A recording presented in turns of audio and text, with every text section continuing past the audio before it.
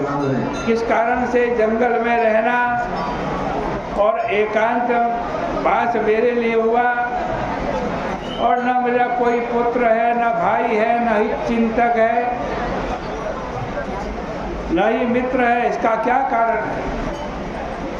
और मेरे द्वारा रक्षित निष्पाप देश में अकाल कैसे पड़ गए? यह सब आप कृपा करके विचार करके बतलाइए।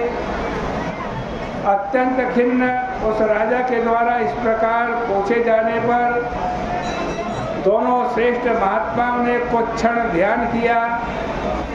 फिर याज और उपयाज बोले, हे राजन सुनो, हम तुम्हारे दुख का कारण कहते हैं। हे राजन, पूर्व काल में 10 जन्म तक तुम महापात की व्याध बहेलिये के रूप में रहे, बड़े ही निष्ठुर थे, सदा सभी लोगों की हिंसा में लगे रहते थे। धर्म का लेश मात्र भी तुम्हारे अंदर नहीं था।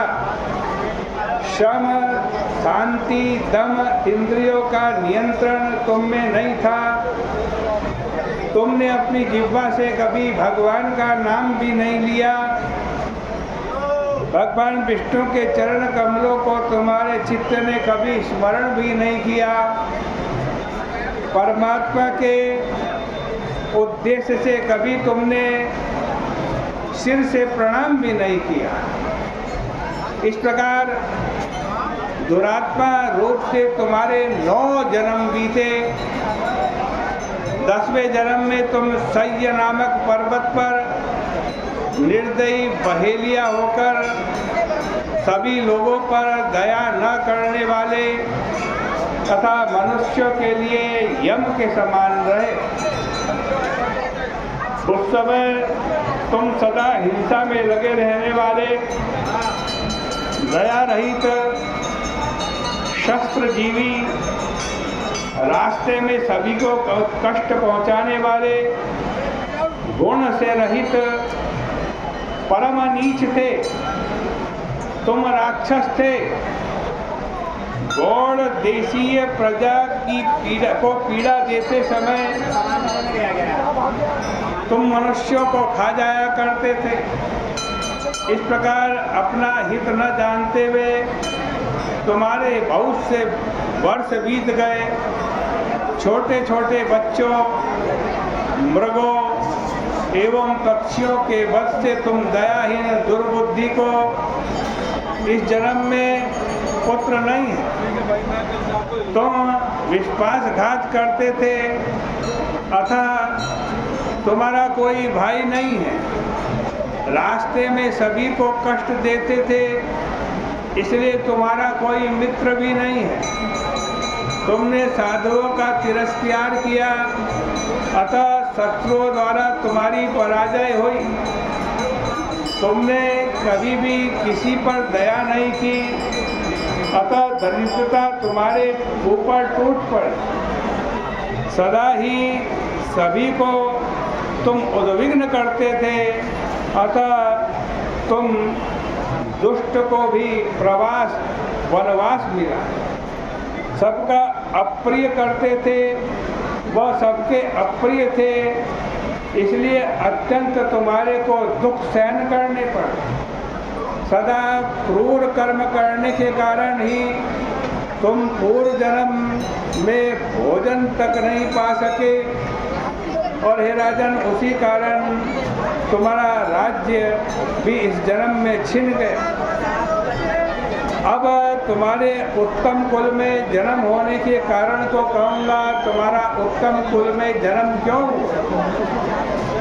जब तुम व्याध के अंतिम जन्म में गौड़ देश में निवास करते थे, उस समय तुम अपने व्याध कर्म में सदा लगे रहने वाले, अत्यंत क्रूर, दया रहित एवं सभी प्राणियों के लिए साक्षात यमराज की भांति रहते हुए, कांटों से घिरे हुए वन में ठीक रास्ते पर बैठे ही थे। देववश 2 धनिक वैश्य धूप से पीड़ित होकर उसी रास्ते में आ गए और वेद वेदांग में पारंगत कर्षण नाम के मुनि भी जटा रखे हुए, साधारण वस्त्र पहने हुए, हाथ में कमंडलू लिए हुए वहाँ आए। उन लोगों को देखकर तुम हाथ में धनुष लेकर रास्ता रोक करके बैठ गए। इसके बाद तुमने बाणों द्वारा दोनों वेश्यों के शरीर में छेद कर डाले तथा उनमें से एक को जान से मारकर उसका रुपया पैसा लेकर तुम दूसरे को मारने के लिए उद्यत हुए कि वह भय के कारण बड़ी तेज भागा। वह डरा हुआ वैश्य प्राणों की रक्षा की भावना से रुपए पैसे किसी फूल की झाड़ी में फेंक करके भाग गया। कर्षण मुनि भी व्याध से मरण की आशंका में तेजी से धूप में दौड़ते हुए प्यास तथा धूप से अत्यधिक पीड़ित होकर के मूर्छित हो गए। श्वास की गति रुक सी गई, केवल संज्ञा चेतना मात्र थी। अपने जीवन की रक्षा में लगा हुआ वह वैश्य इस मुनि को छोड़ करके भाग ही गया। तुमने दोनों को एक दूसरे के पीछे दौड़ते हुए देखकर रास्ते में मूर्छित पड़े हुए उस ब्राह्मण से पूछा। उस वैश्य ने धन कहाँ फेंका है, वह कितनी दूर तक गया है। इस प्रकार पूछकर उस थके मूर्छित ब्राह्मण को तुमने सचेत किया। जीवन दान करने के लिए तुम उद्यत हुए।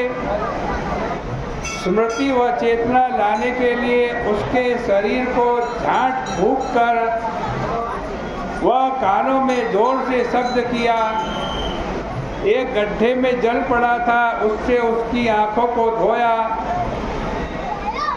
फिर मुनि के मुख पर वृक्ष के पत्ते के द्वारा हवा की। मुनि को चेतना युक्त बनाकर तुम स्वस्थ चित्त हो गए और मुनि से कहा, हे मुने, मुझ शस्त्रधारी से वन में तुम्हें कोई शंका करने की आवश्यकता नहीं है। जगत में सुखी वही है जिसके पास कुछ नहीं है। ऐसी स्थिति में तुम्हें भय कहाँ से आया? तुम्हारे इस टूटे फूटे बर्तन एवं वस्त्र से मेरा क्या हित हो सकता है? कुछ भी नहीं।